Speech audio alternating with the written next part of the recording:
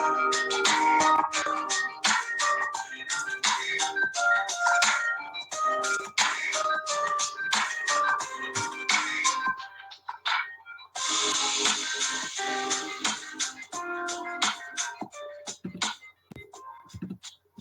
right, everyone. Hello, hello, hello. Welcome. I know you probably can't see me yet. I think my camera is in the process. There we go.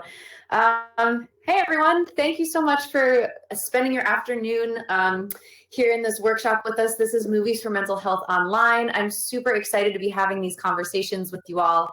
I think some more folks will be trickling in over the next couple of minutes, but I did want to get started just to kind of start with some of these introductions so that y'all can get an idea of what we're going to be talking about over the next hour and a half, 2 hours or so.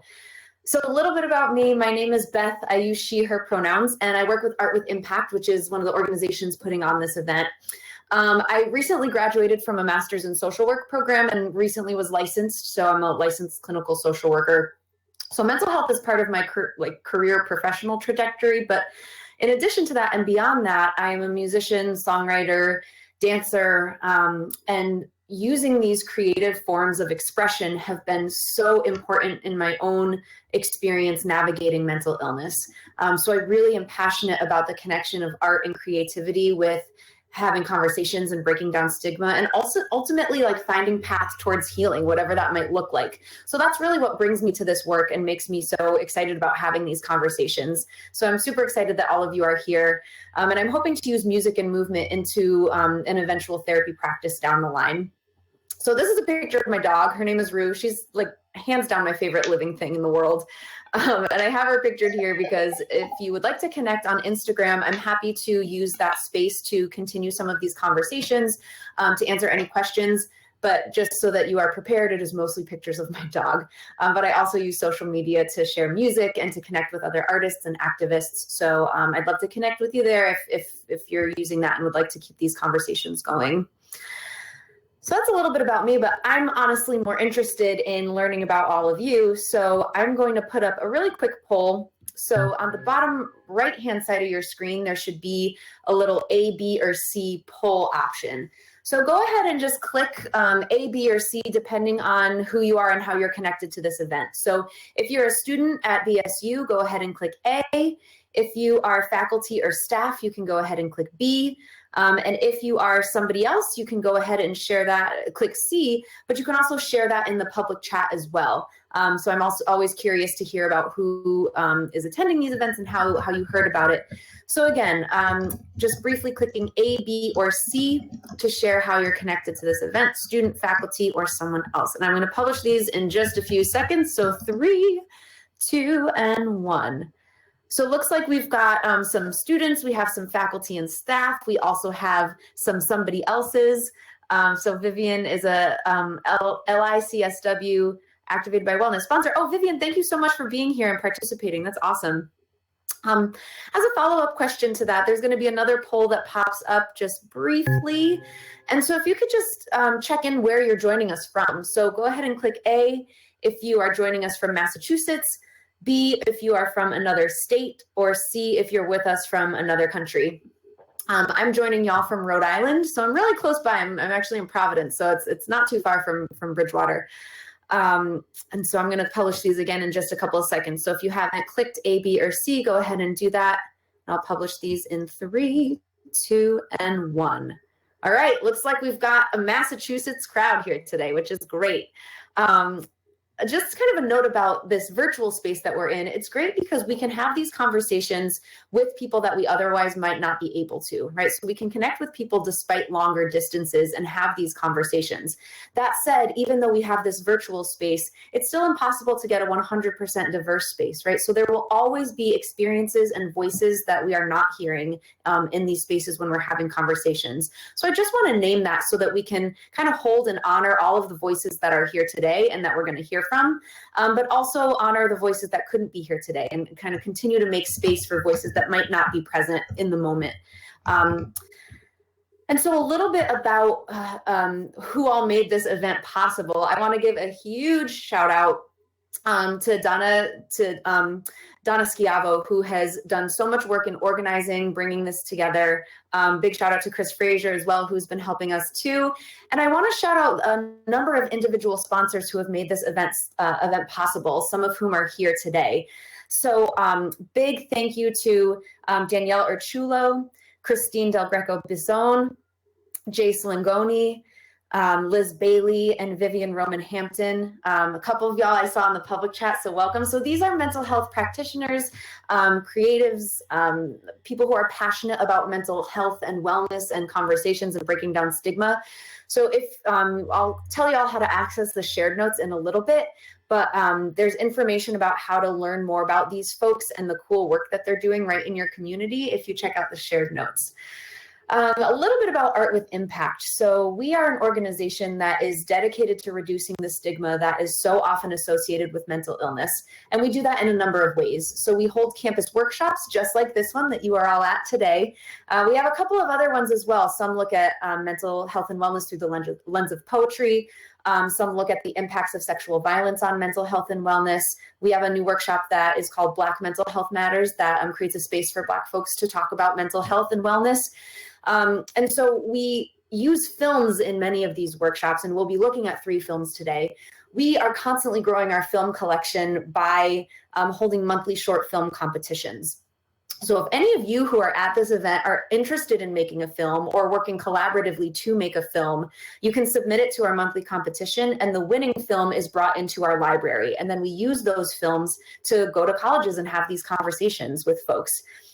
We also recently started a program called Voices with Impact, and that is a program where we're able to offer small short film production grants. So every year we're able to give out about 10 grants and about $5,000 each to sponsor the production of films that look at particular topic areas. So in the past, we've been able to sponsor films that look at mental health in the Black community, mental health within the immigrant communities, within Indigenous communities, mental health within the culture of masculinity, within the LGBTQA+ community. So we're always trying to diversify the voices and elevate voices that are a part of our film collection. And then finally, we exist on the global community in terms of just really being kind of like a remote space that people can continue to connect with even beyond this 2-hour time that we're here together. So there's a ton of ways to get involved, share newsletters, connect with different events. So I'll tell you more about that near the end, but we'd love to keep in touch with you after this event as well. So here's the plan for how this workshop is going to work today. We're going to start by setting the scene together, really just going over some of these larger themes: mental health, stigma, wellness. What does that all mean? Just so we're kind of coming from a common place. Then we'll be watching and discussing 3 short films and being intentional about connecting our minds with our bodies. And so if you're anything like me, I mean, I mostly work virtually now. And so a lot of times I don't even remember that, like I'm not even paying attention to what my body feels, and I'm not even really tuning into that. So we are going to have a couple of mind-body exercises to just kind of get some information about what these films and what these conversations are telling us based on what we're feeling in our bodies. We'll then have a panel of students and resources that are here to share information, share their stories, and that's a great way to learn about how to kind of keep these conversations going. After the panel, we will invite you to fill out an evaluation. These are really important for us because we're always trying to improve our event and make sure that it is as impactful as possible. So your honest feedback we take very seriously. If you fill out this evaluation, then you'll be prompted to a new window. So the evaluation will be anonymous, but when you're prompted to the new window, you can fill out your contact info and you'll be entered into a prize drawing for an Amazon gift card of $25. So definitely stick around, fill out the evaluation, give us your feedback. You could win a gift card, which is very exciting.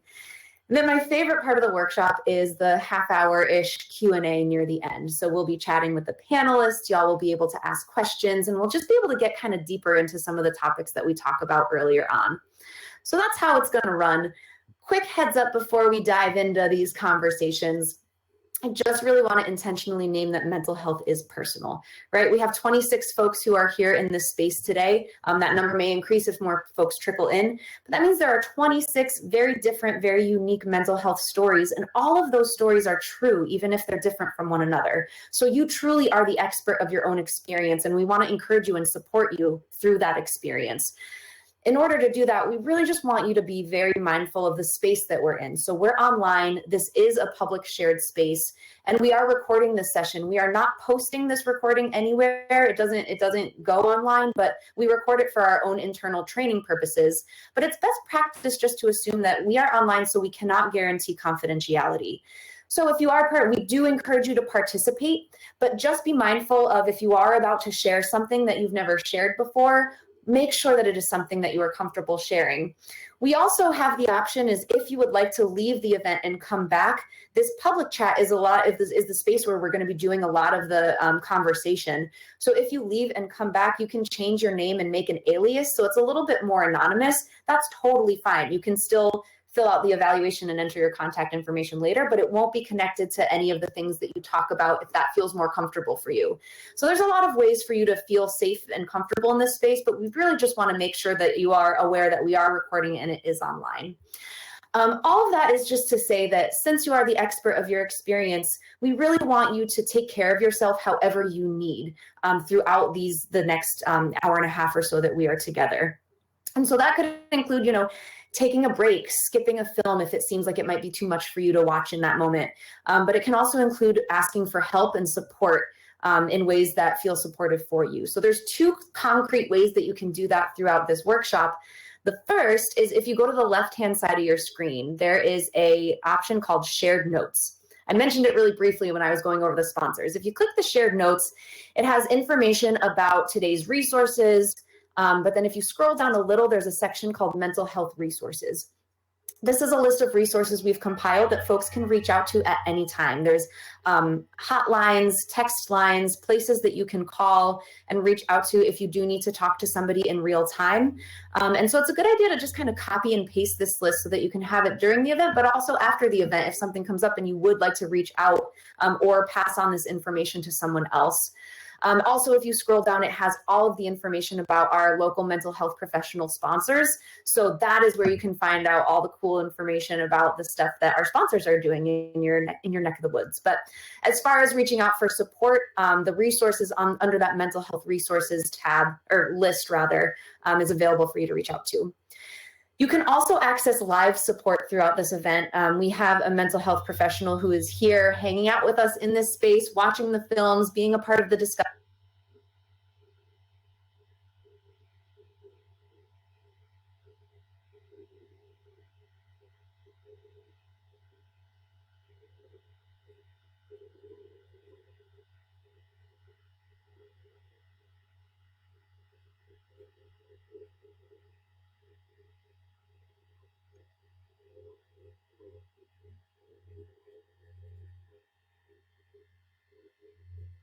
So feel free to reach out for that support throughout the event.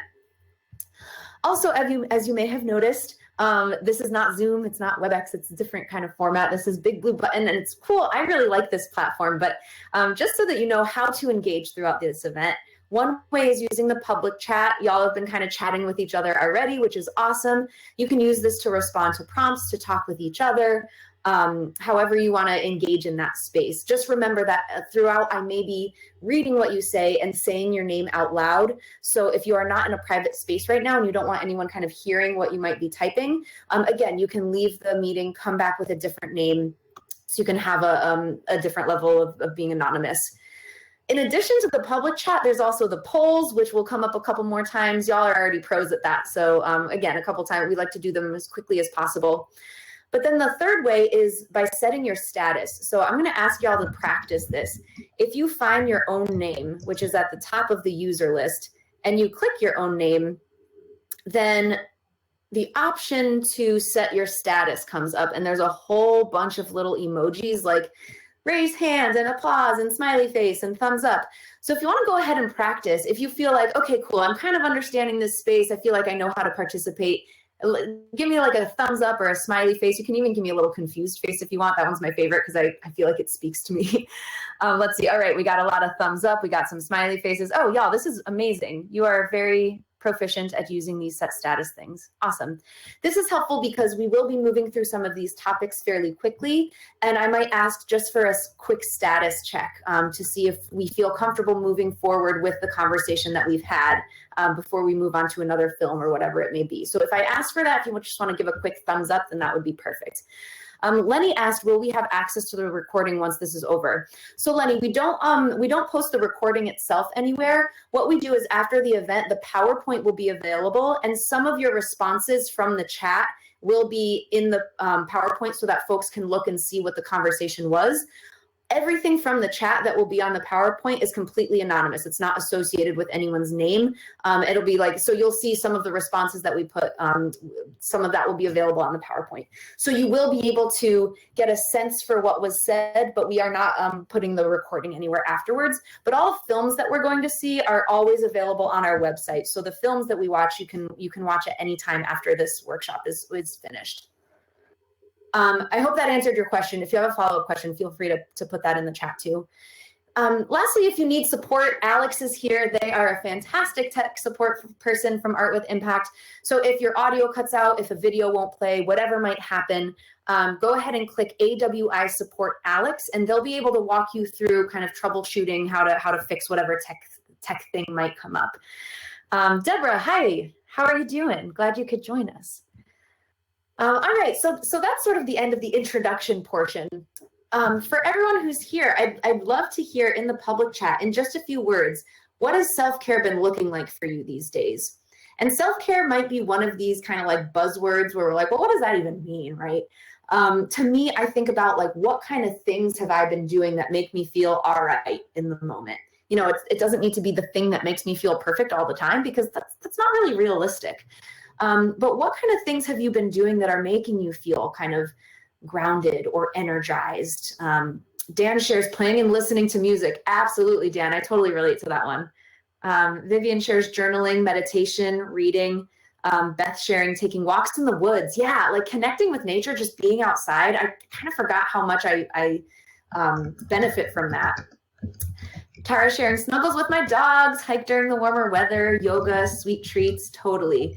Chris sharing audiobooks during the commute. Oh, awesome. I'm curious to know what audiobooks you've been listening to. I always like to kind of add to my list of things to check out. Jace is sharing yoga, music, hiking, grounding with my breath, meditation, yoga, walking outside. Christina, yeah, thank you for sharing that. And we're going to be doing some of those grounding exercises today. So thank you for bringing that up. Savannah shares using my paper planner with pretty pens and stickers so that all your tasks are in order. Oh, I love that. Like really kind of like going into your schedule and making it look unique, like something that's exciting for you to look at. Mindfulness meditation, prayer and Bible readings in the morning and walking after work. Yeah, connecting with spirituality, exercise and spending time with friends and reading books. Totally. Now, thank you so much for sharing this. And self-care is one of these topics that relates to this larger theme of mental health, right? Oh, and Liz sharing, that's high intensity interval training. Is that what it stands for? I think that's what it stands for. That's awesome. Oh, cool. Yeah, like being active and moving your body, that can be a great form of self-care. So there are so many ways to define mental health, right? So knowing that, I'd like to offer this image of an umbrella because it's been really helpful for me to kind of conceptualize this larger idea. So mental health is an umbrella that every single person has, something that we all carry with us throughout our lives. And it's essentially the sum total of all of the things that make up how we understand ourselves and the outside world. And so these things that I'm talking about within this umbrella is everything from our genetics and biology to how we grew up, to our family cultures and other cultures and those influences, things that have happened to us, things that are happening around us, and then larger systems too, right? So systems like systems and structures like white supremacy, racism, ableism, all of these things directly influence and impact mental health differently too, because life stressors are different based on our identities. But mental health is kind of the sum total of all of these things and how these things influence us.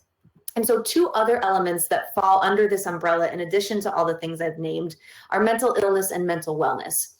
And so mental illness are the uncontrollable things that get in the way of you living the life that you want to live. So it's vague because it looks different for each of us.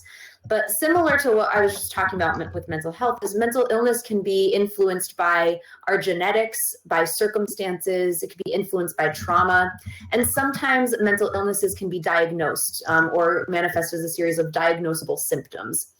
And a diagnosis can be helpful for some people because it opens up different language and pathways toward healings, but it can be limiting for other folks, especially if it doesn't quite capture their true lived experience. And so a note about this term mental illness, it's really deeply rooted in this Western medical model of thinking, and that model sometimes makes assumptions. So your experience of mental illness matters more than the language or the definitions or the words that we place on it. And so I just want to name that. It's okay that if your understanding differs from the definition society places on mental illness. Mental wellness are the behaviors and practices that support our overall mental health. And this takes practice, right? And what works for mental wellness for each of us is very different. But every single person can experience mental wellness regardless of whether or not they've ever experienced symptoms of a mental illness. So sometimes we think of them on like opposite ends of one spectrum, but really they're separate spectrums altogether. And we are going to be talking in this workshop more about how do we aim for mental wellness for ourselves and for the people in our communities and in our classes and in our circles, all of that. Can I get a quick thumbs up if we're okay with moving forward with that kind of understanding of mental health, completely knowing that there are so many other ways to define mental health. But if you feel okay with us moving forward with that understanding, okay, cool, thumbs up. And remember, you can just click your name and set status, and then it goes to the thumbs up. Beautiful. All right, awesome. So we're talking about movies for mental health, right? And so I'd like to think about this concept of mental health and the influence that the media has on this topic, right? So in the public chat, if you can just list out some movies and TV shows that show mental illness. So this can be something that you've been watching on Netflix or Hulu. It can be a movie that you saw 20 years ago. So any movie or TV show that shows mental illness. So go ahead and just throw those titles in the chat. You can put as many as you'd like. Good Will Hunting, Mom. Oh, Liz, I've never heard of Mom. Is that a TV show or a movie? Devin sharing Silver Lining Playbook. Shameless. Yeah, thank you, Lenny. Absolutely. What other things? This Is Us. Yeah, Michelle. I stopped watching it, but I loved like the first couple of seasons. I have to get back into it. Mom is a sitcom about alcoholism. Oh, okay, Liz, thank you for sharing that. A Beautiful Mind. Yeah, absolutely. That's a classic. Spinning Out on Netflix. Yeah, let's get a couple others. Love on the Spectrum. Atypical. This Is Us. Yeah, absolutely. So if we're looking at these, this list that we have here, looking at these films and these TV shows, Good Will Hunting, Silver Linings Playbook, A Beautiful Mind, Spinning Out, how are the characters with mental illness portrayed? So yeah, in United States versus Billie Holiday, how are the characters in these films and these TV shows? What are some adjectives that you could describe, that you could use to describe how they're portrayed? And I'm not asking for how you think they should be portrayed, or maybe they are portrayed accurately. So just think about that. How are they portrayed? Liz sharing that they're stigmatized at times. Yeah, what are some other words that we could use to describe how they're portrayed in these films, or in these movies, or in these TV shows?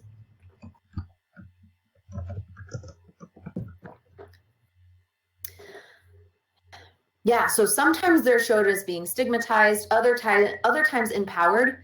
Yeah, thank you for that observation. What else? Yeah, I'm thinking about, in A Beautiful Mind. I haven't watched it in a really long time, but I remember that character was portrayed as just being like super brilliant, right? Brilliant, but also like kind of different. That's what I remember from that. Misunderstood. Yeah. Seen as ill as opposed to experience life from a perspective different than the norm. Yeah, Jace, that's a great reflection. Thank you. Tara sharing stereotyped a lot of times. Most of the shows I've watched haven't done the research. Yeah. Michelle sharing anxious. Yeah. Sometimes portrayed as anxious. I know that sometimes I'm thinking about Shameless too, like seen as scattered and unpredictable. I'm thinking about the character. Oh my gosh, Ian, is that his name? I think the character who is living with bipolar disorder is shown as being kind of like scattered or unpredictable. Yeah. So if we're looking at, this is kind of a wide range of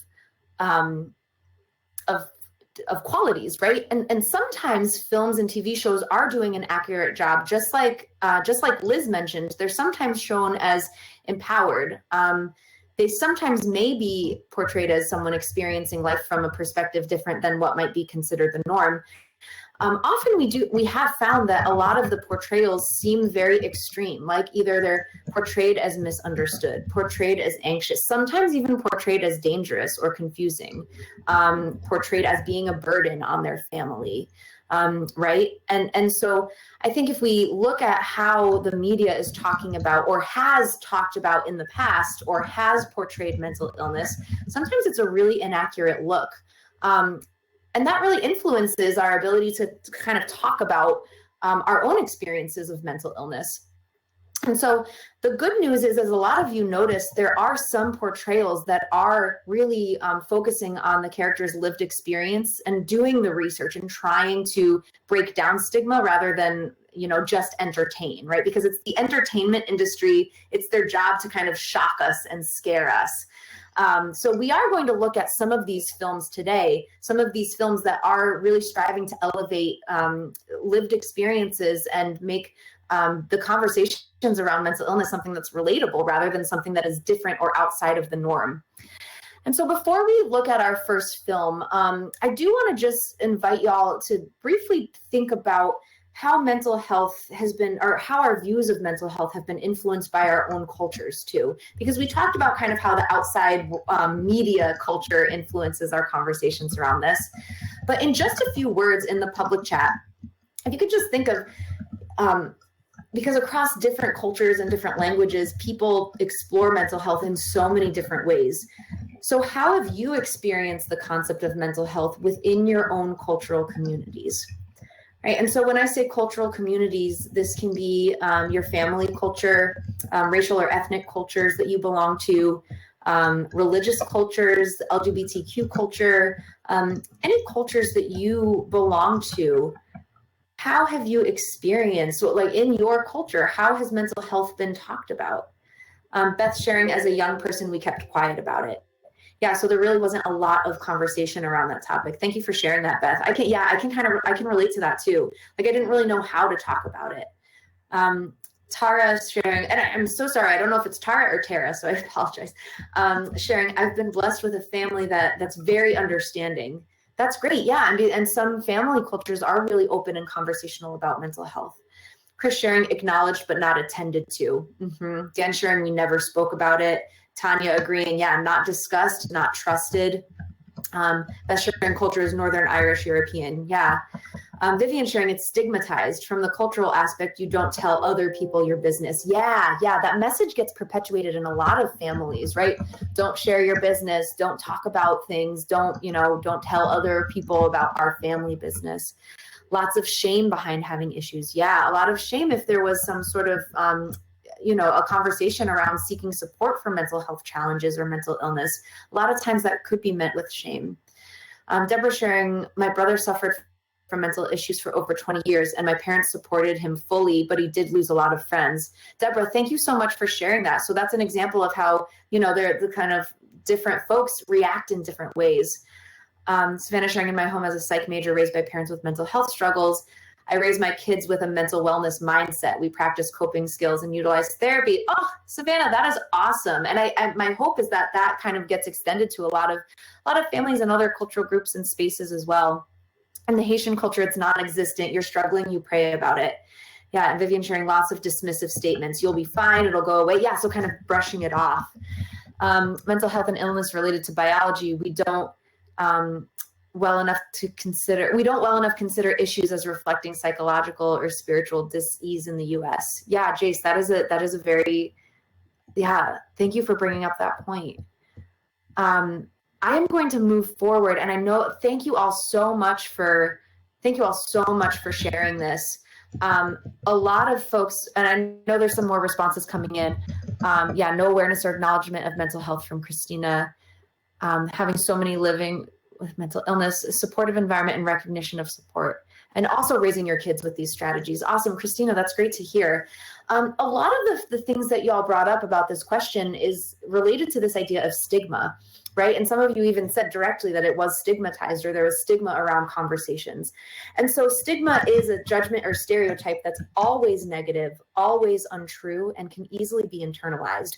So if I'm experiencing depression and someone says to me, Beth, you're not depressed, you're just lazy.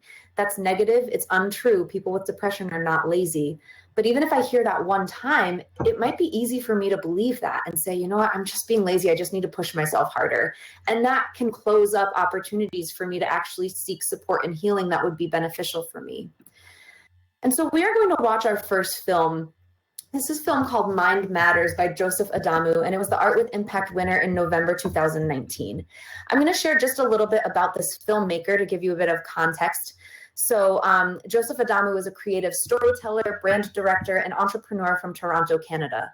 Mind Matters is a short film displaying the silent struggle many individuals experience during their depressive episodes. Says Adamu, as important as this topic may be, it is often overlooked, especially amongst the Black male community. So before every film we watch, we give a content heads up. And the reasoning behind this is we really just want to, as we said earlier, every person here is the expert of their mental health story, and we all have unique and different mental health experiences. So we are all going to react and respond to these films differently, and that is okay. And in order for you to take care of yourself and support yourself as best you can, it's important to kind of know what the topic of the video or the film is going to be. So with that in mind, the content heads up, this film does include depictions of depression, stigma, and images of alcohol use. So if you have personal experience with any of these topics, I just invite you to take care of yourself, whether that is reaching out for live support by messaging Chris, reaching out to any of the supports in the shared notes, or taking a break and deciding to skip this film if you think it would be too much for you to watch right now. So we are going to watch Mind Matters. As a heads up, there is closed captioning available. It might not go on automatically, so if you would like that, you can just click the CC button and pay attention to the things that stick out to you in this film, and we'll come right back to chat about it afterwards. All right, it doesn't appear to be loading. I'm just going to reshare it really quickly.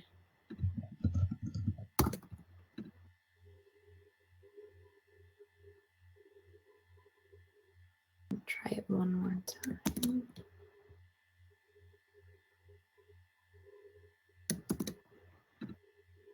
Okay, here we go. So this is Mind Matters.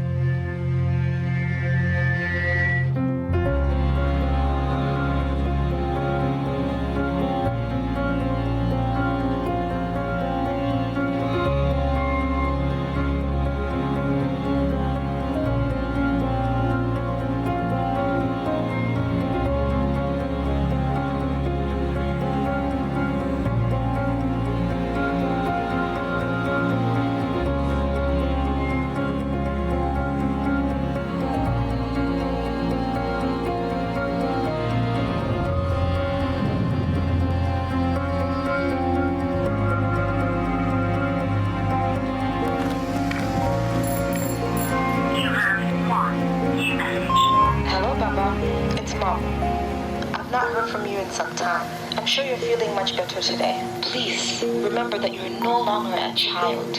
You have to man up and take control over your own life, yeah? If you're still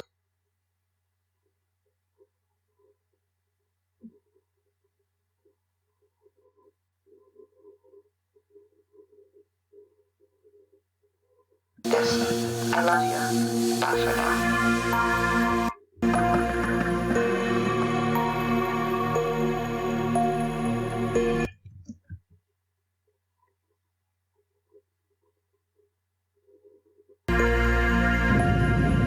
To man up and take control over your own life. Don't get left behind.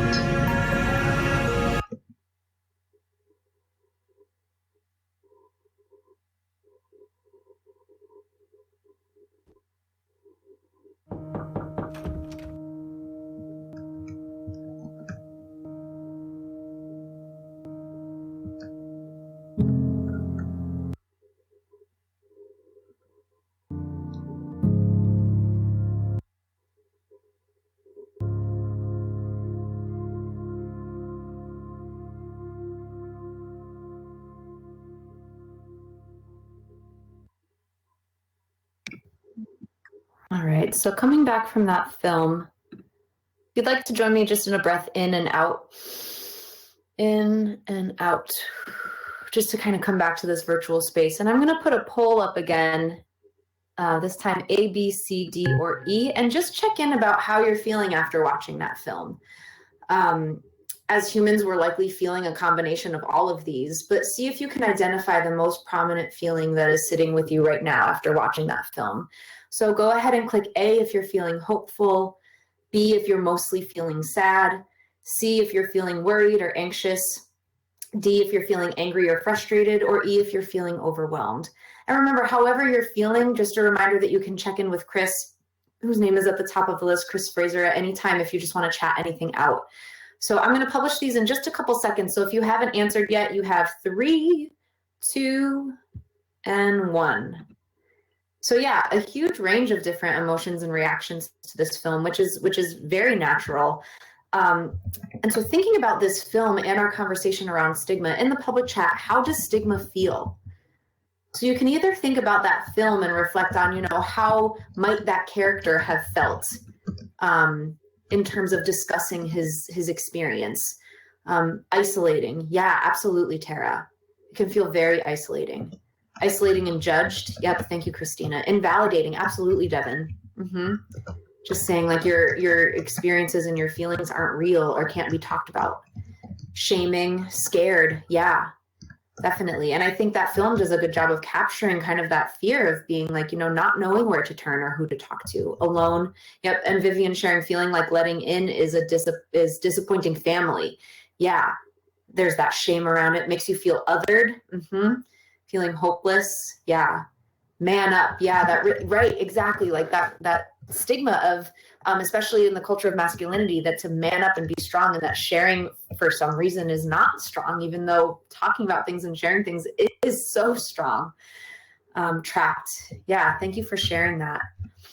And so what might make it difficult to reach out for help? So again, you can think about this film or think about just sort of in general, what are the things that make it difficult to talk about mental health, mental illness, about our experiences? What are some reasons? And again, why might it have been difficult for that character to talk to his mom or to reach out to his friend on the bus when he was asked? What makes it difficult? Judgment, yeah. Being treated differently and seen as weak. Societal expectations, says Tara. Family expectations, fear of being abandoned or shamed. Yeah, absolutely. A lot of these things are because of the stigma that a lot of cultures and societies have around mental illness and talking about mental illness. And I see some other folks chatting. So if you are typing something, definitely feel free to finish that up. Facing negative emotions instead of avoiding them. Yeah. Sometimes it's hard in order to seek help, you have to kind of address and acknowledge what is happening for yourself as well. Definitely. So if you are still, not having the words to explain, low self-image, added expectations, or being told what to feel or to just get past it. Yeah, absolutely. And Jace, that is a great point. Not knowing how to ask for help or where to go. And so at the end of this workshop, we are going to touch upon some of those resources. And Deborah sharing pride. Yeah, absolutely. So we're going to take a really quick break and do a brief breathing exercise. And so just for a few moments, like I said before, this is a way to just kind of check into our bodies, into our physical space that we're in. And so I'd like to invite you, if you feel comfortable, you can close your eyes. You don't have to, though. And just start by settling into your breath. And what I mean by that is just noticing yourself breathe. Notice that you are breathing, that you are always breathing. And just let yourself feel kind of grateful for the fact that you're breathing for a bit. And so what I'd like to invite you to join me in is a breathing exercise where we notice the temperature of the air as it enters our bodies, warms up, and then exits. So see if you can notice the cool air coming in and the warmer air going out. And so for just about a minute or a minute and a half, we're going to breathe together deeply in silence. And so in your space, if this feels comfortable for you, breathing and noticing the cool air in and the warm air out. And if your mind wanders, that's okay. Just see if you can bring it back to focusing on that temperature, focusing on your breath. And so we'll do this for about a minute.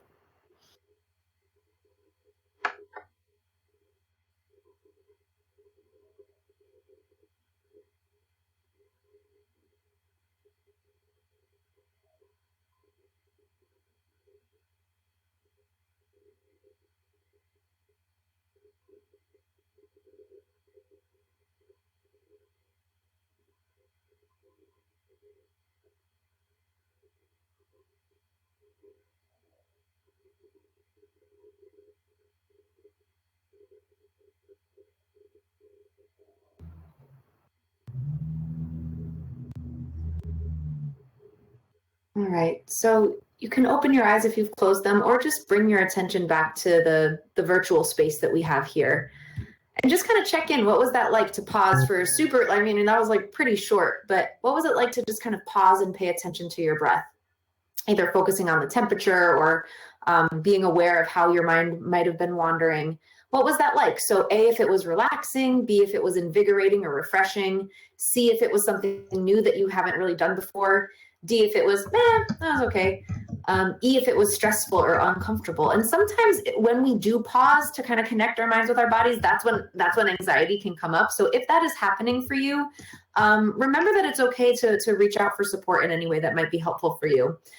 All right, so I do see responses coming in. If you haven't answered, go ahead and click A, B, C, or D, or A, B, C, D, or E. And I'm going to publish these in 3, 2, and 1. So for a lot of folks, it was refreshing. For some, it was invigorating. For a lot of folks, too, it was kind of like, that was all right. It could have been longer, could have been shorter. This is just some information so that you can either use this, kind of put it in your toolbox of how you can help center yourself throughout our stressful days that we engage in. So we're going to move on to our second film. This is a film called Me Too, and it's a film by Maya Bastian, who was a Voices with Impact grant recipient in 2019. So a note about this filmmaker, Maya Bastian is a filmmaker, writer, and artist. She has won awards and exhibited her short films internationally. Her work frequently explores trauma as it relates to community and culture.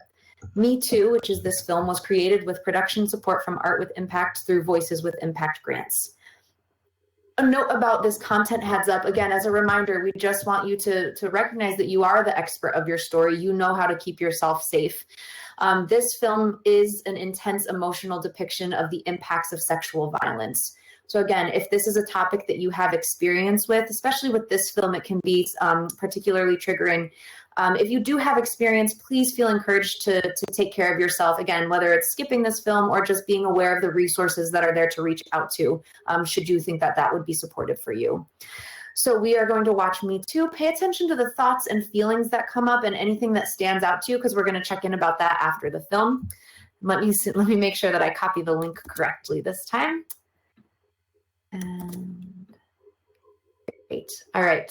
So this is Me Too.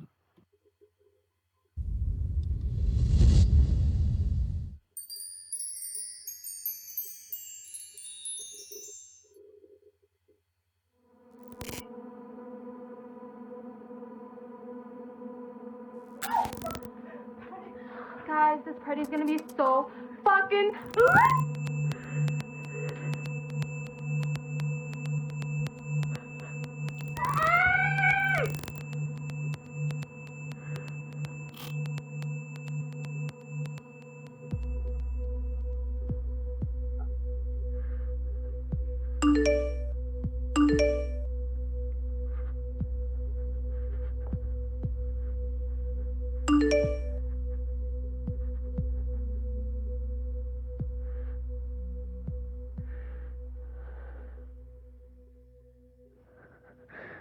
No.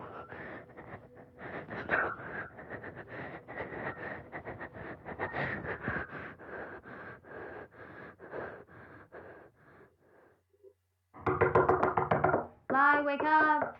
Yo, Lita, why haven't you been blogging? I live for your shit. Lita, come on, girl. I love this shade.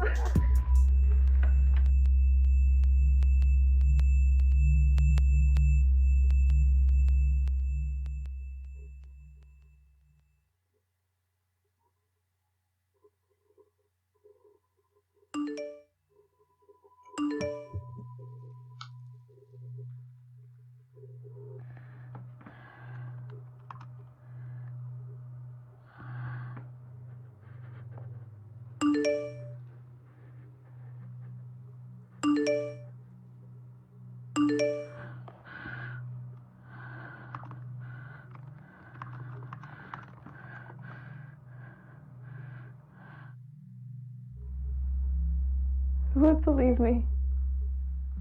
Remember what happened to Amelia last year? That's different. Amelia was fucked up on G. She's always fucked up on G.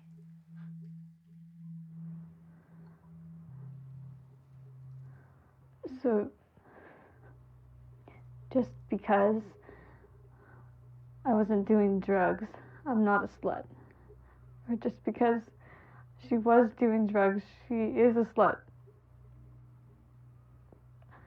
There's no winning. I can't let this get out.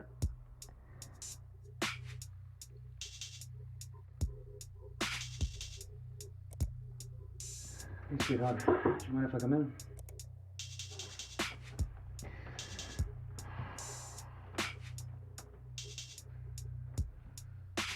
I'd like to talk to you about your chemistry final. You're confused. You've been skipping meals. What's up? I mean, I know you're better than this.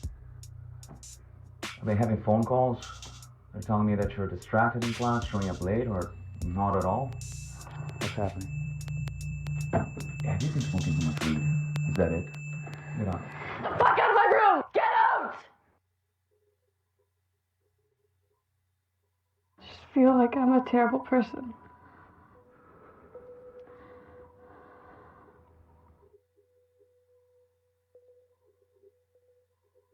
Hi guys. This post is going to be different than my last post. And that's because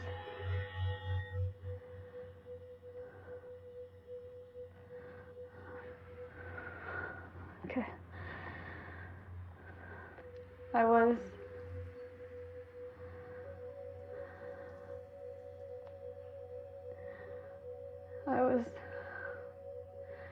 raped.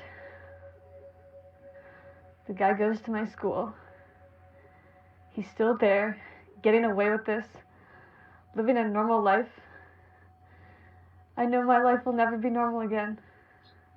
And that's why I'm telling you this. So if there's anyone out there who's gone through the same thing or needs someone to talk to, please reach out. Because I'm here for you. We can do this together.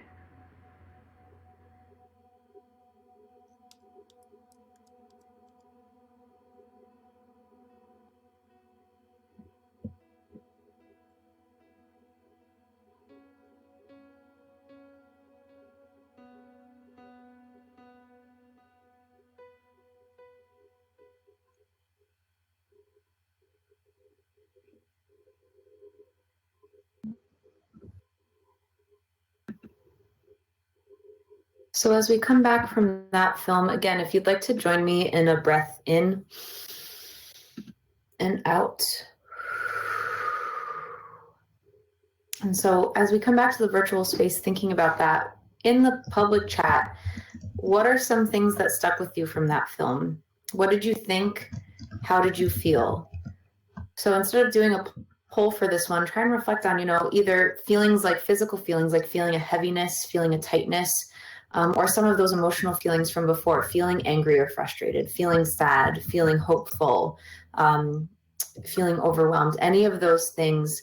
If you'd like to put those things in the public chat, and remembering at any time reaching out for support, either by checking in with Chris or looking into those shared notes.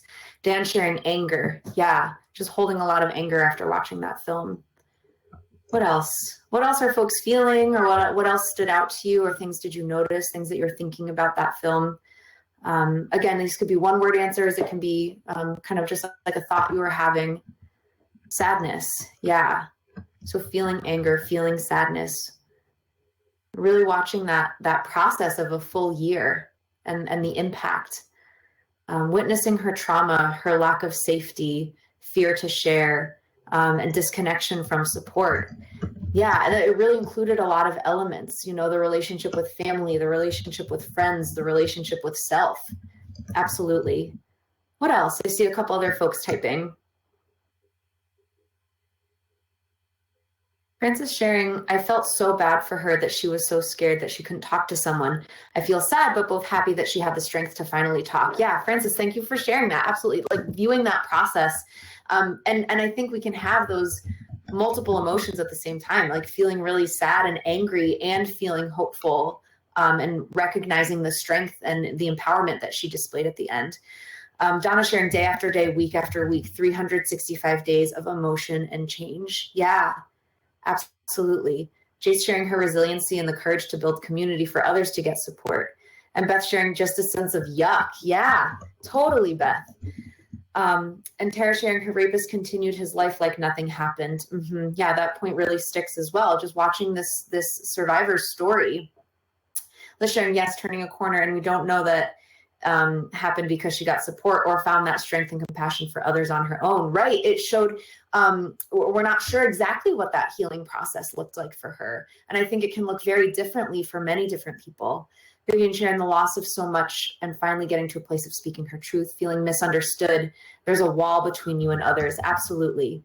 And if you're typing something, please finish your thought, but I do want to pose this follow-up question as well. So what are some practices that help support your wellness, either when we're feeling this anger, this frustration, this hopelessness, this sadness, or in our own healing processes, whatever that might be for us? What are some practices that support your wellness?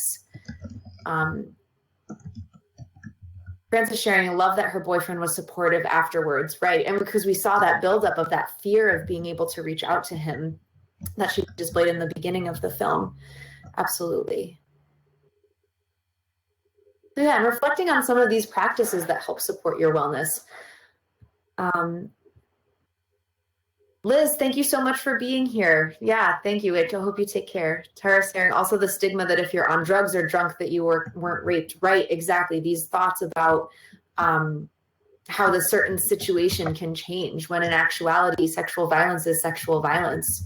And so yeah, this question of what are some practices that support your wellness, let's kind of build that for ourselves when we're looking for our own resiliency within ourselves when these overwhelming feelings can come up. What are some practices that help support your wellness in those events? And I think for me, like finding a safe community to speak to people has been, it kind of that's like, oh, is that a practice? But I think it is the practice in cultivating some of those friendships. But it definitely takes work sometimes. Chris sharing the theme of connection, reaching out to friends or therapists can help reduce the burden, right?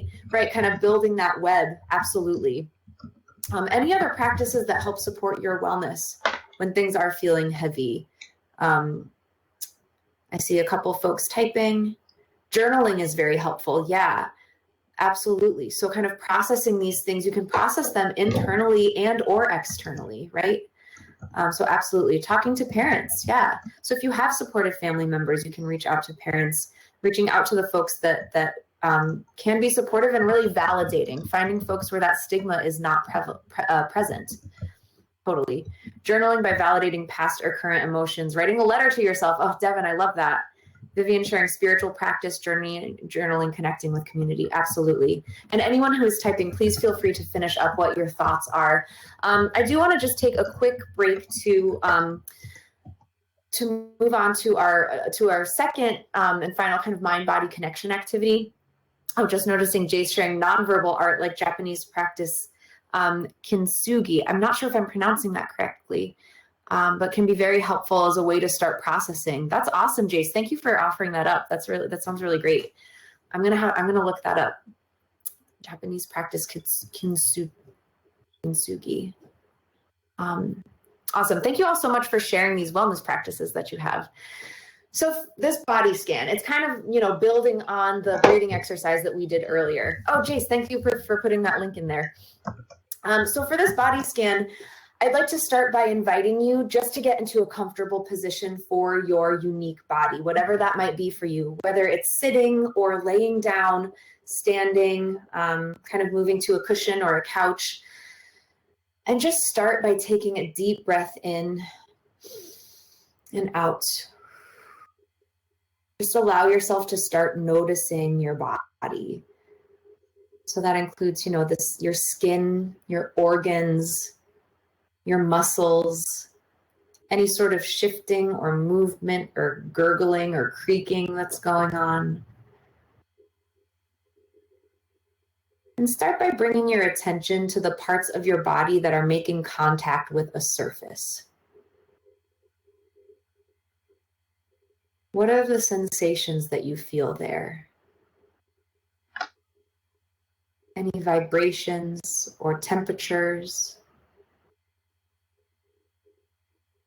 Any tingling that you feel? And see if you can notice the sensation of feeling supported by that surface, whether it's the floor or a chair or a cushion or the wall. Feel that energy kind of pushing back and supporting you. You can bring your attention to your core area now.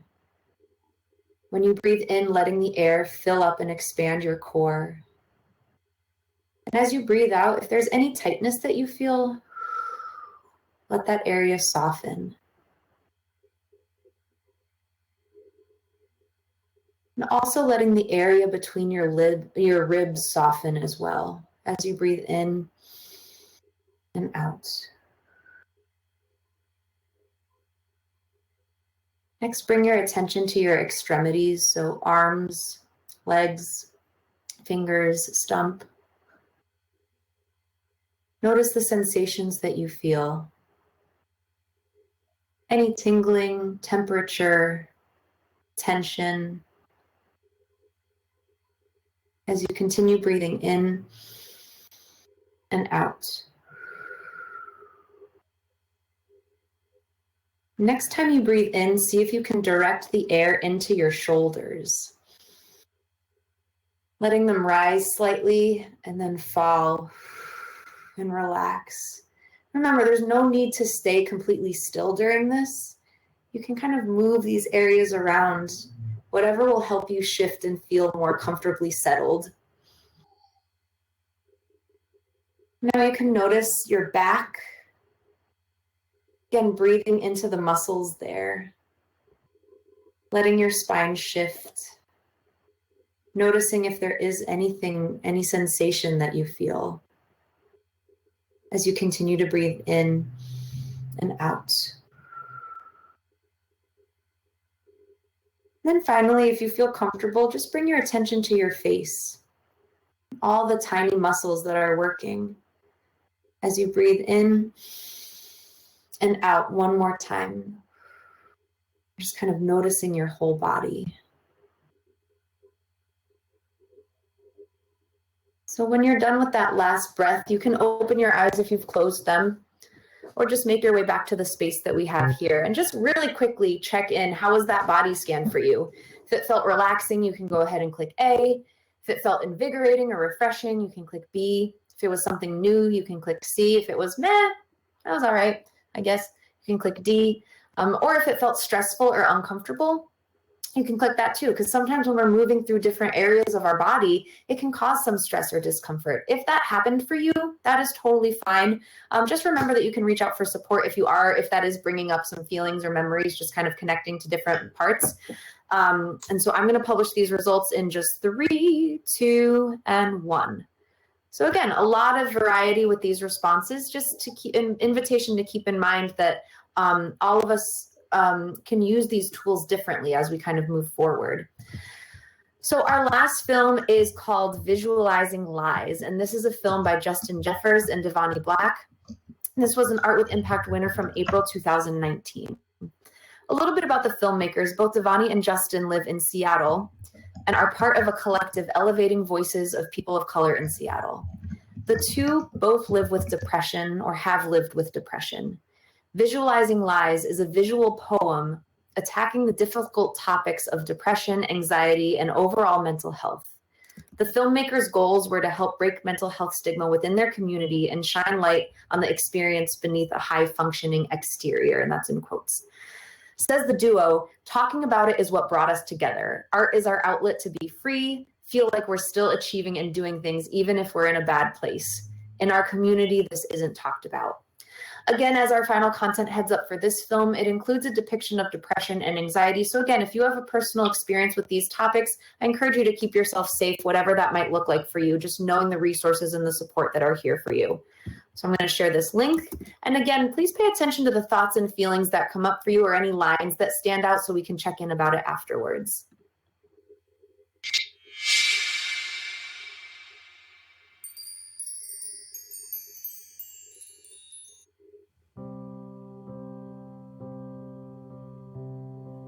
Every time I close my eyes, I visualize another life. One where anxiety and depression don't eat me up inside. Terrified of heights and dog bites, but I'll walk out into the dead of night because unfortunately being surrounded by darkness feels just right. People say hi and I smile and wave because the funny thing about my sadness is that it's very well behaved. My depression is kind enough to keep me high functioning. I'm sure it knows I hate outwardly struggling. So I paste on bright smiles and hand out high fives, and when anyone asks, my answer is always, I'm fine. Every time I close my eyes, I visualize another life. One where fear and insecurity don't eat me up inside. Is there something wrong with me? Or am I just lazy? Impatient with all the lessons preceding my blessings, confused about the universe's message. My cyclical questioning causing anxiety as a consequence. Never sharing my full truth because it's easier to pretend. Because every time I close my eyes, I visualize my anxiety's lies, causing fear and depression to eat me up inside. And as comfortable as the darkness feels, living in its depths won't help me heal. And the half-truths I allow to loop in my mind aren't real. I'm getting tired of faking it till I make it. I wish I could put my depression in a spaceship and watch it disappear into that dark abyss. Sometimes my days end way before they start because surviving the hours behind a mask becomes too hard. And the truth is my anxiety is ruthless, and being curled up on the floor crying makes me feel stupid even though I'm doing what I can to get through it.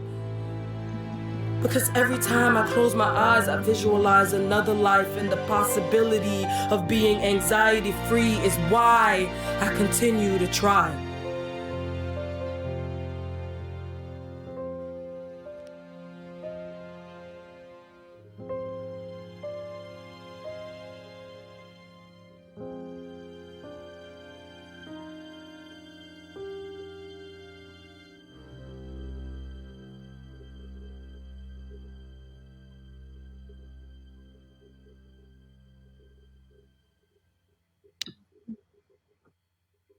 So again, one more breath in and out as we come back from that film.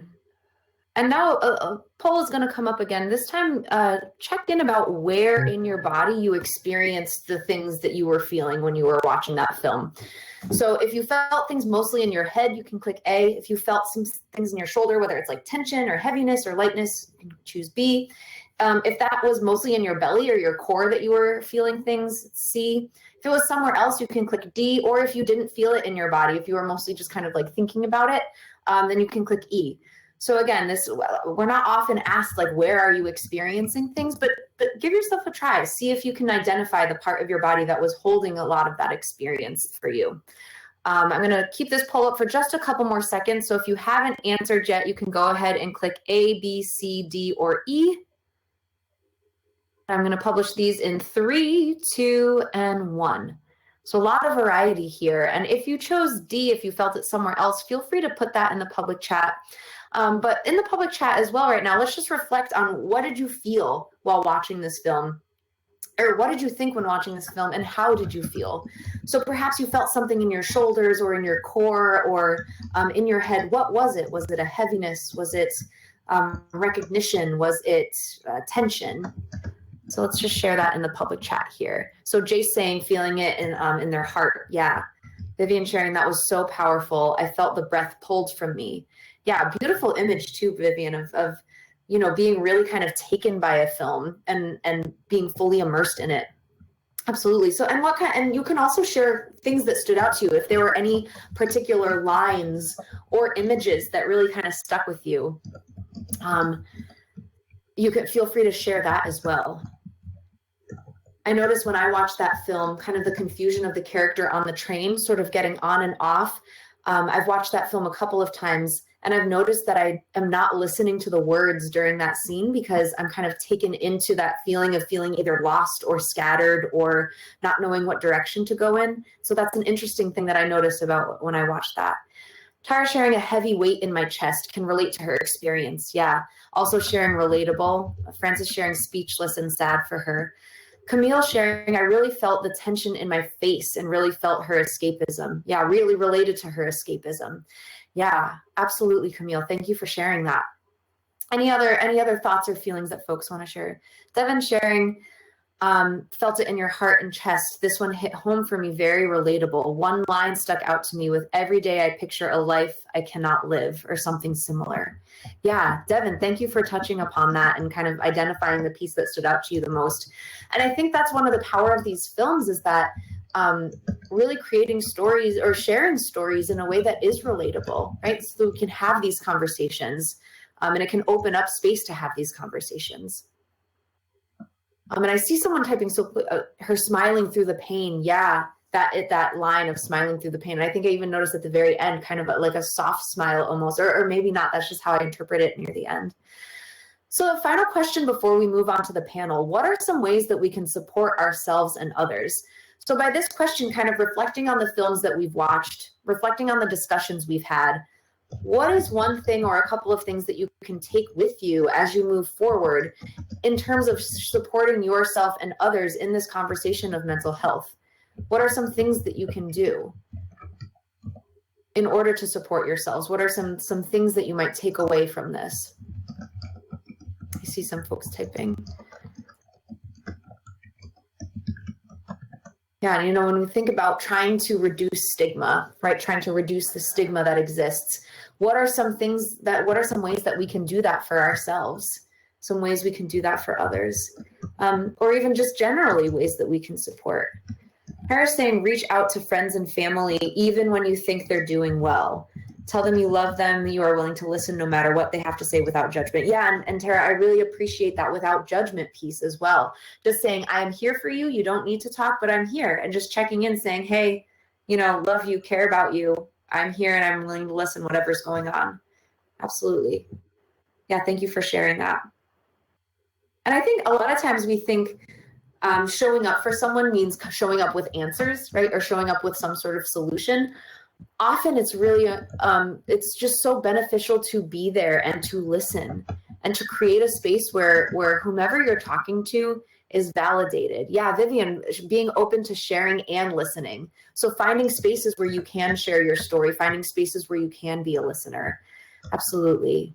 And we're going to move on to the panel. So if you are typing something, if you want to just quickly finish up as we move forward, group therapy can be helpful. Other group non-therapeutic settings too, like holotropic breath work or mindfulness retreats. Yeah, so connecting with people in a group, even if it's like a club or a space online that you can connect with folks, finding that community.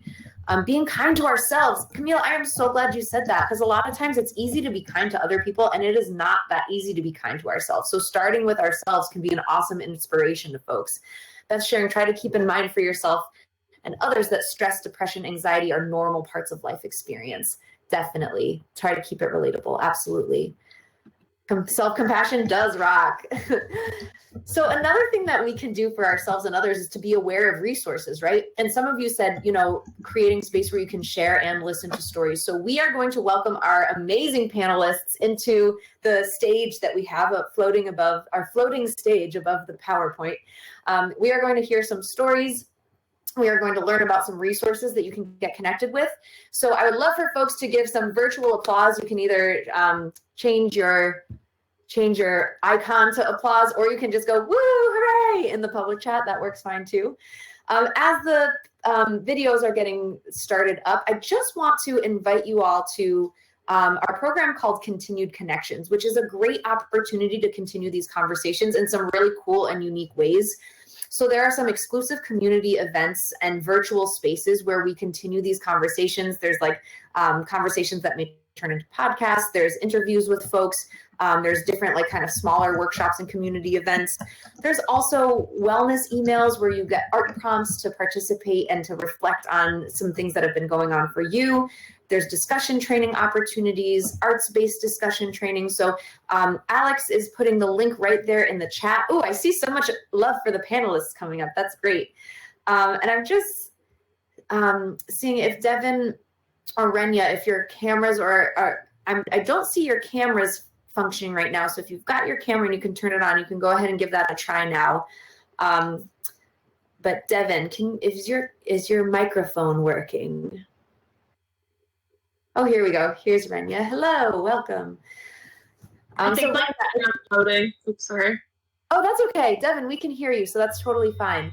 And Renya, I think you need to reconnect to audio. So if you go down to the bottom and click leave audio and then rejoin with microphone, you'll be able to activate the microphone there. Awesome. Oh, hey, Devin. Yay, your camera's working. Amazing. So we are going to start off by checking in with two amazing students at BSU. We have Devin Tabor, who is here and who's going to start by sharing her story. And I just want to give just kind of like context, like sharing your story when you're in a group of people and you can hear the applause and feel the energy is one thing. And sometimes it's a bit harder when it's on a, like on a screen. So all of the love that you can send to Devin and Renya right now, put that in the public chat, do the exclamation points, the woohoo, the welcomes, whatever you'd like to do to show your appreciation for these folks being here. So Devin, I'd like to start with you. So if you'd like to just share with us what your experience with mental health has been like. Excellent. Thank you so much for everyone for coming. That last video like brought tears to my eyes. Like that's exactly like what I'm going to be touching on. So I was diagnosed with anxiety when I was 20 years old. When I was 9, I got ADHD. So I think growing up, I wasn't able to really know the difference between the two. I have been a student athlete for the past 4 years here. I've been playing for the women's basketball team here at BSU. So that was very, very demanding on top of schoolwork.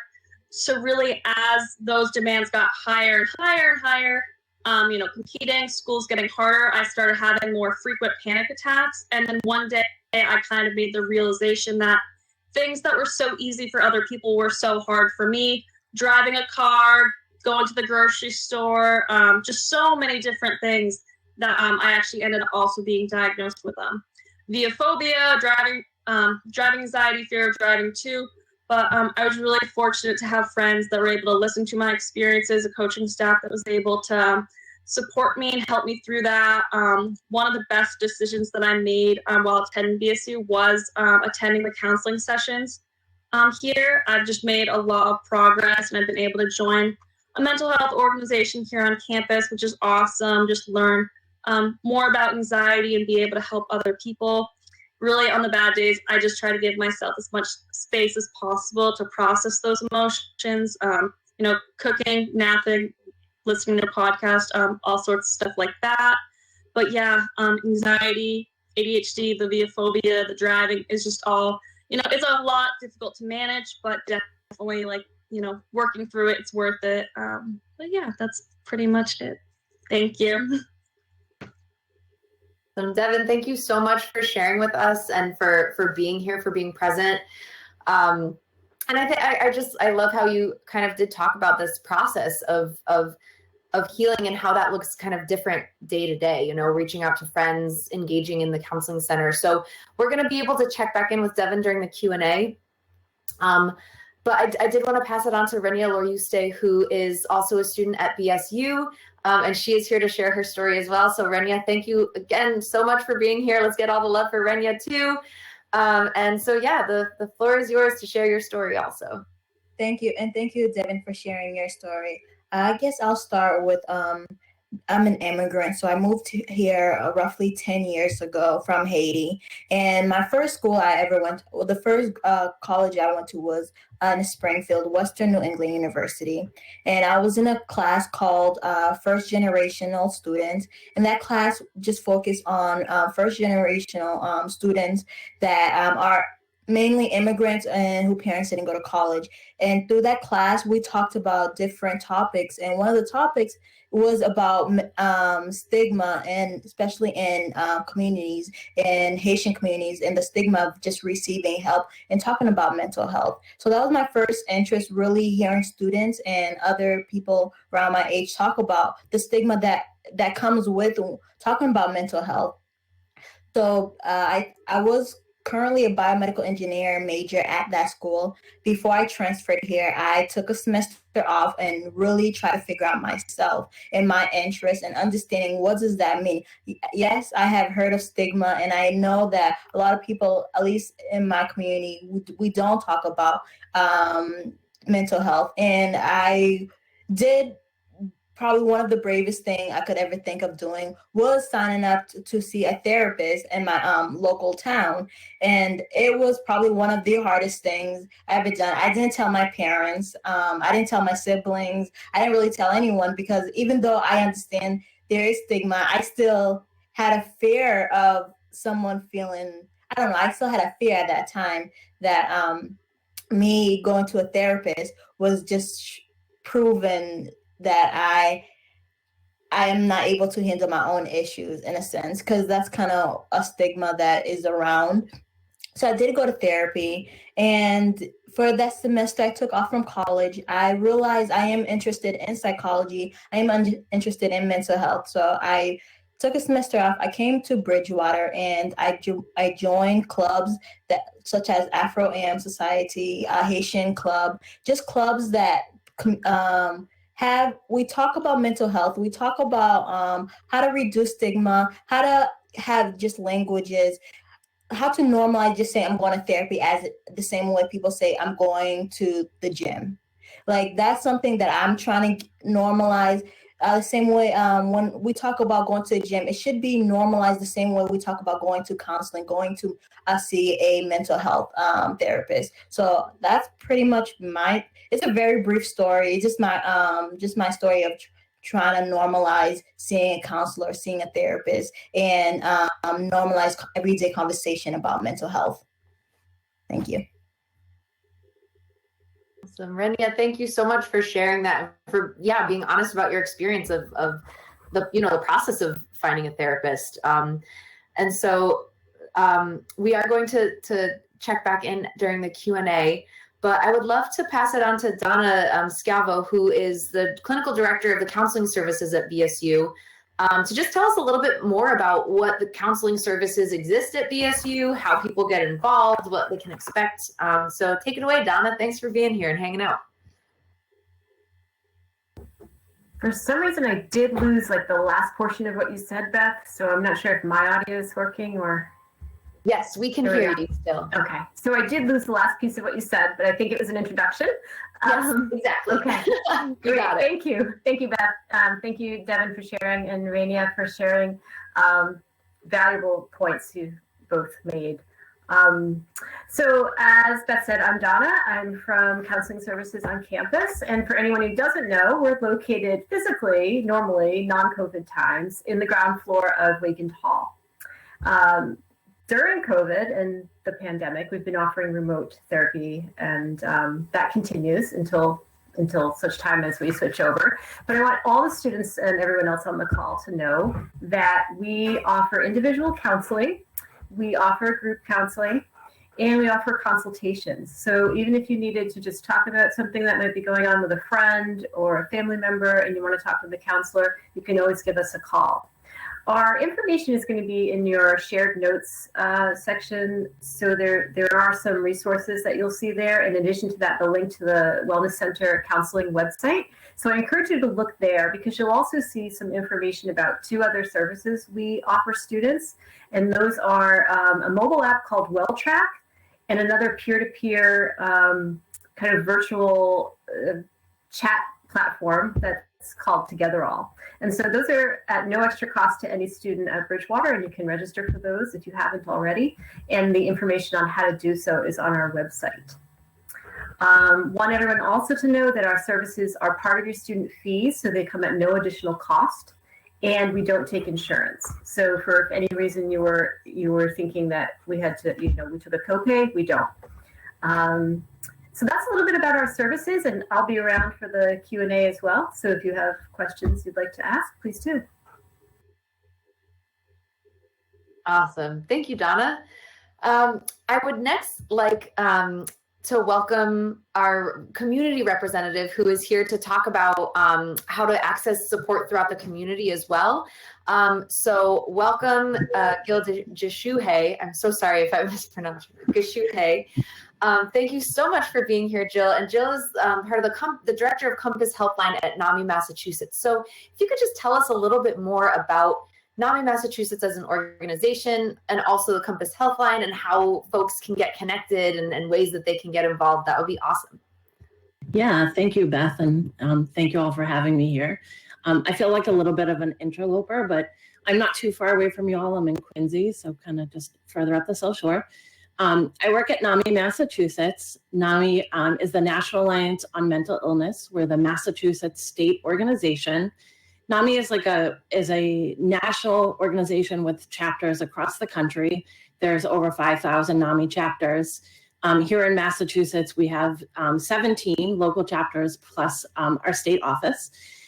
We offer support groups and education programs for people who are dealing with things that are typically labeled as mental health symptoms, regardless of whether or not someone actually has a mental health diagnosis, as well as for family members, friends, and other non-clinical caregivers.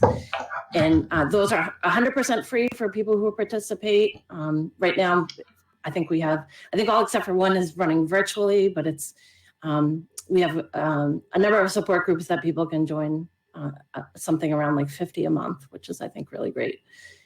Beyond that, we also run our helpline. I'm the director of our helpline.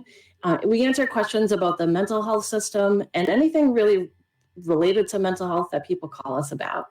Sometimes that's finding mental health treatment. I think it's great to hear that Bridgewater offers so many great services, because that can be really hard to find a therapist. Sometimes people are calling us for things beyond therapy, like more intensive supports or what to do when they're in a crisis. Sometimes people are calling because they're worried about someone else. And really, we just kind of answer whatever comes across our desk.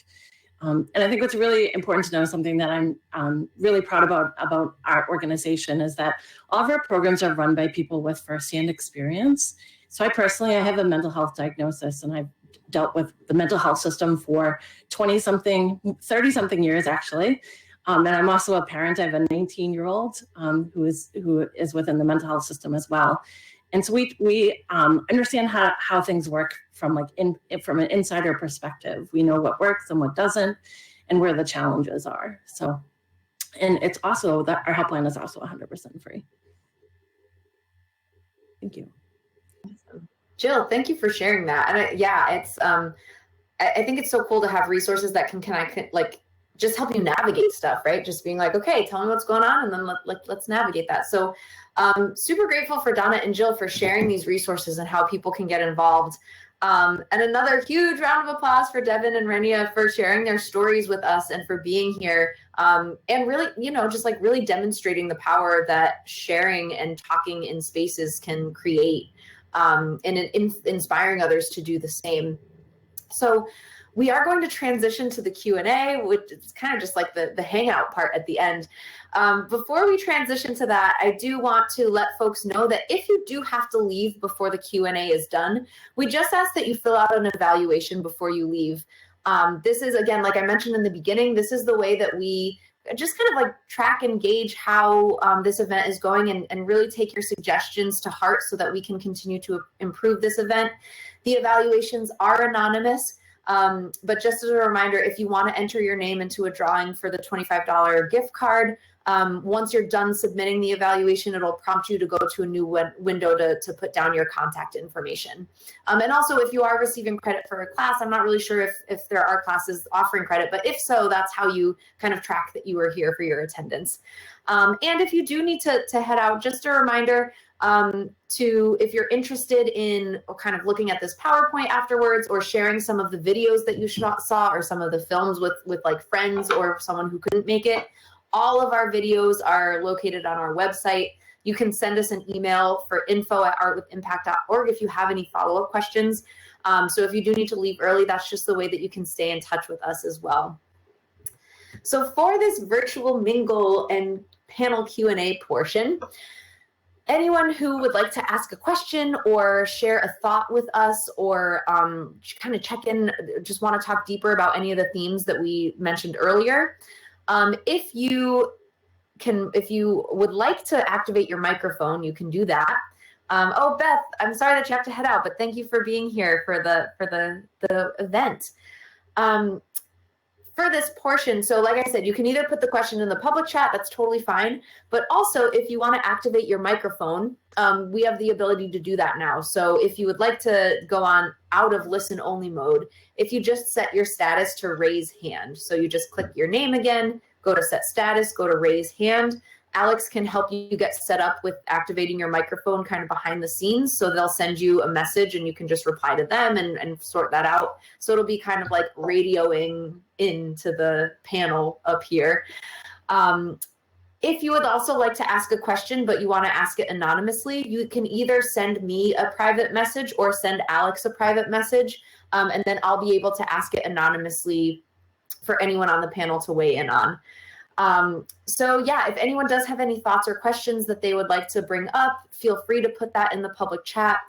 To start us off, I have a question. I know that both Devin and Renia mentioned the experience of seeking out counseling and getting connected with therapy, and how, sometimes that can be a really difficult experience to navigate, whether it's because of stigma or just because it's like, well, I don't even know where to go or what to do. Hopefully now you know that there are resources here, but I'm curious to know, anyone on the panel, what is like the one thing, if everybody in the whole world could understand one thing about therapy, what would it be that you would want them to understand, whether it's about counseling and therapy or whether it's about kind of like mental health support in general? But what would you say is something that you wish people knew about it that they might not know, or something that you wish you had known, that you eventually learned?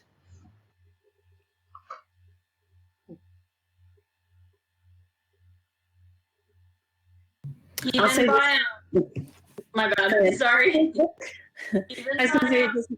Sorry. Go ahead, Devin. It's okay. You can go. I was going to say that's a question we actually get asked a lot, and I think the one thing that I always say to people is there's no one fit for everybody, and if it doesn't work out for you, it doesn't mean that it will never work out. So sometimes therapists just aren't a fit for you, and you just try another therapist. Totally, yeah, and the experience is just like different for everyone. Mm-hmm. I was just gonna say that sometimes just hearing yourself like say your stories or your experiences and your personal emotions out loud can help you answer some of your own questions. Like sometimes like you think you understand yourself in your head, but you start talking and you're like, oh, that's why I feel that way. Oh, that's why. Even that's just like having someone there to listen. It's like you kind of end up helping yourself in a way. It's nice.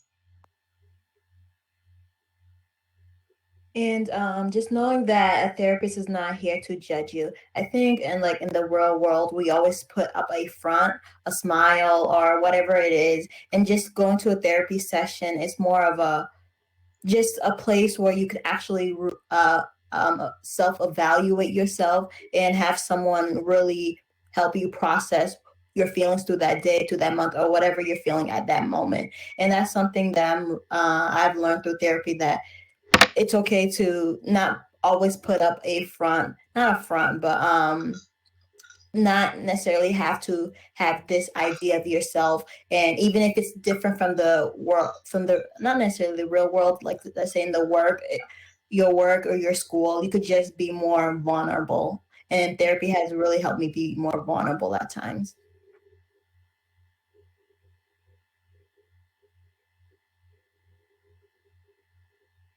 Yeah, thank you for sharing.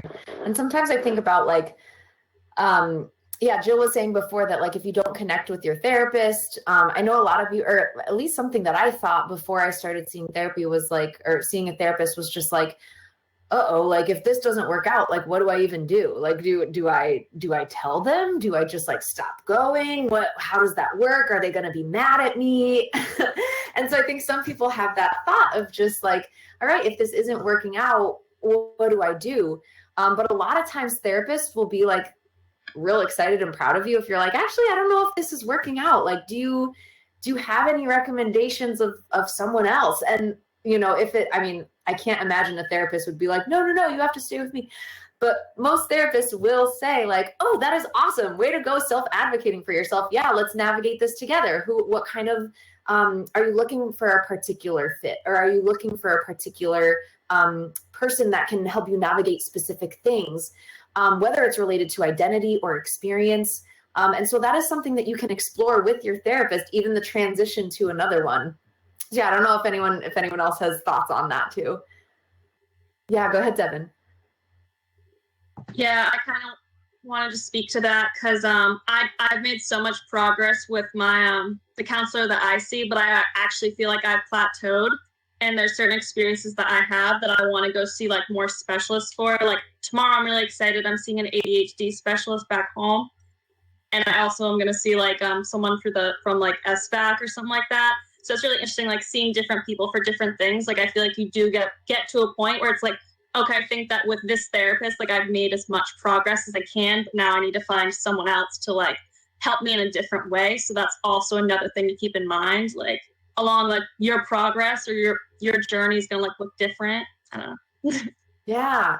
Oh, I love that point so much. And that's making me think of what Renia was saying earlier about why can't we just normalize going to seek mental health support as if we were just going to the gym? And that having different kind of folks who specialize in different areas that's reminding me of what's really normalized in physical health as well. You see your dermatologist, you see different specialists for different things. And so I think that's just so awesome that you are experiencing and helping to normalize the experience of seeking different folks for your mental health support. So that's awesome. I love that. Another thing that I've been thinking about too is, we've talked about mental wellness a lot throughout this workshop. And, I of course don't want to leave the impression that therapy or counseling is the only way to reach that, right? I think the participants have shared a lot of really great things that have worked. And so just personally for each of you as well, knowing that this past year plus has been such a shift in what a lot of us have experienced as quote unquote normal, I'm curious to hear about what kinds of things have been really helpful for your mental wellness kind of since the pandemic has happened, either something new that you've discovered or a way to stay connected using technology, whatever it might be. What kind of things have been helpful for you?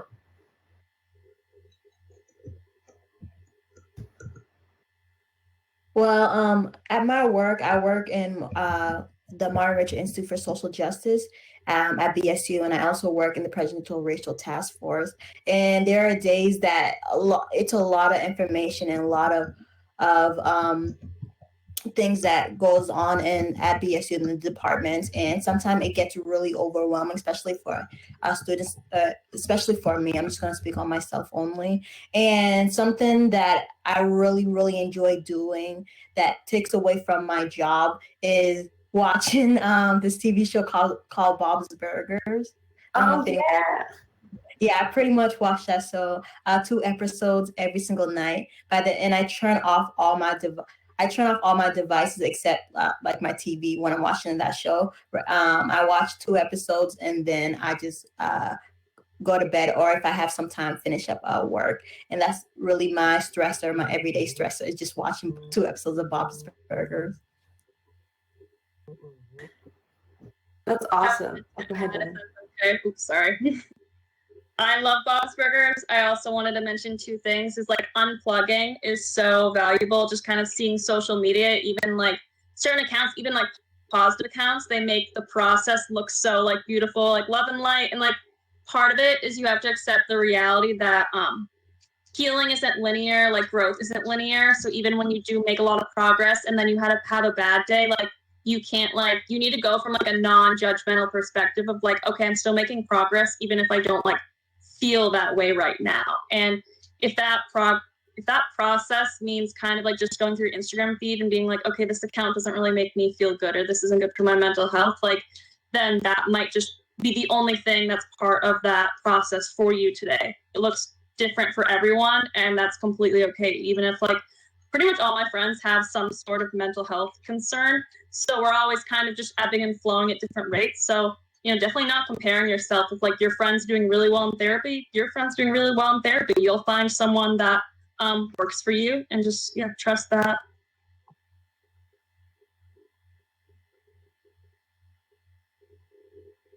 I would say something that I'm really into is peer support.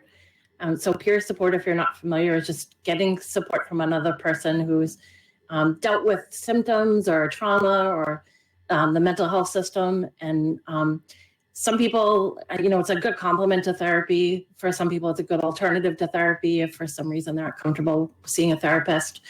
And I think it's one of the big things that I've valued about the pandemic. One of like the pandemic, silver linings is that there's some really great peer support groups that are now online and are meeting maybe in other places in Massachusetts, but are really accessible because you can just log in from anywhere. And so I've really taken advantage of a lot of peer support during the last year.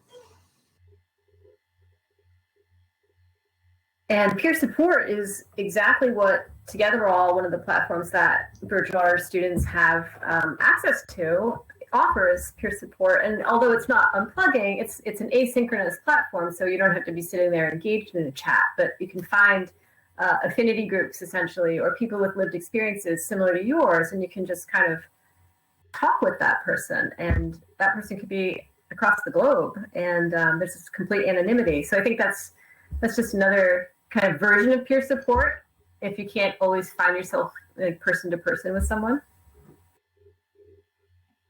Yeah, that's so. I was going to ask Donna for a little bit more information about what is it called? Together Health, Together Us. I can't remember. Yep, it's called Togetherall, one big word. Togetherall. Okay. Yeah, and our students have heard about it. Probably we just started using it in September, so not quite a year. But we thought it was great during the pandemic, especially since people were, socially in some ways very isolated. And we, so it's a company out of Canada and the UK, and so they have a global presence, and we also like that aspect. And there's complete anonymity on the part of the user. So anybody who's on this chat who's a student at Bridgewater, I encourage you to check it out because it's a pretty cool thing. And in addition to that, just finding your community no matter where, as all of our panelists have pointed out, is essential. And it's not all about therapy and counseling. That's one part, but there's so many other ways to connect. Mm-hmm. Yeah. Oh, that sounds so cool. Togetherall sounds like such a cool thing. I'm gonna go and research it after this.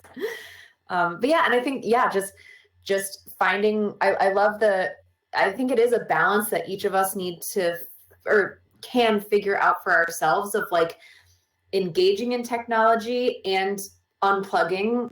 And sometimes it's hard to tell which is which. It's hard to tell sometimes whether like, oh, am I decompressing or am I just sort of completely dissociating a bit, or like kind of, you know, feeling disconnected through this technology. Renia, I really liked what you said about kind of having this routine of saying like, I watched 2 episodes, I'm unplugged from things. Otherwise, that's like your moment to engage in this thing that feels really positive for you. And that's awesome. And so I think that that can be really helpful for some folks too. If you've like, you know, if you find yourself feeling almost distracted by technology, is like figuring out what your optimal like boundaries are, right? It's like, okay, I'm going to like use this as a tool right now. And then I'm going to cut myself off from it for a bit to then connect to other things. Definitely going to download it. WellTrack. Oh, cool. Is WellTrack another app at the school as well? Yeah, I love WellTrack. It lets you like track your mood, so you're able to kind of like, it's, I don't know how to explain it very well, but there's kind of like a smiley face that kind of goes from like really happy to like really like unhappy. So you can kind of select like which one you are, and then you just tap a bunch of buttons like, where are you? Oh, I'm at school. Who are you with? My friends. Like, and you can actually take notes. And the most important part is that your counselor can actually go through and see certain aspects of your data. So like, I had like a meeting with my counselor tomorrow. He'd actually be able to just like peek real quick, see how my mood is big. Oh, okay. Like there's certain aspects that he'd see. So it's definitely a nice thing to keep in mind. But I'm sure Donna might be able to explain it better. No, that's a great user perspective, Devin. I think one of the things that's important to know is that it can be used with a therapist or without a therapist. So if you're engaged in counseling already and you give your therapist permission, your therapist can help can look at certain aspects of your mood journal, which is what Devin was talking about, and mood tracking, which then you can use as a tool in therapy. But aside from that, you can also use it. A user can use it. There's meditations on there, mindfulness exercises on there. There's educational videos about anxiety, public speaking, depression. There's self-evaluators. There are it's as much as we talk about unplugging. If you're going to plug in periodically, this is kind of a self-help app. It's a suite of tools, and we think it's kind of a nice thing to augment counseling, but you can also use it just completely on your own. As we said, counseling's not for everybody, and this is something you can do and use anywhere. So, and that's also at no extra cost to our students. So I encourage people who haven't already tried it out to give it a look. That is so awesome. Thank you both for sharing that info about it. That's really cool. Yeah, and other folks who are still listening in, if any of you have any thoughts or recommendations of things that have been helpful for you in terms of like connection and finding connection and like engaging in things or disengaging from things, like feel free to put that stuff in the public chat too, because we can still be like collaborative in sharing these ideas. I just kind of have one more question. And again, if folks in the participants, if any of you have thoughts or questions that you'd like to share or bring up, we can totally have space for that as well. Question that I'm thinking of is what are your hopes in terms of where this conversation continues at BSU? So, you know, how do you imagine some of these topics that we talked about kind of being incorporated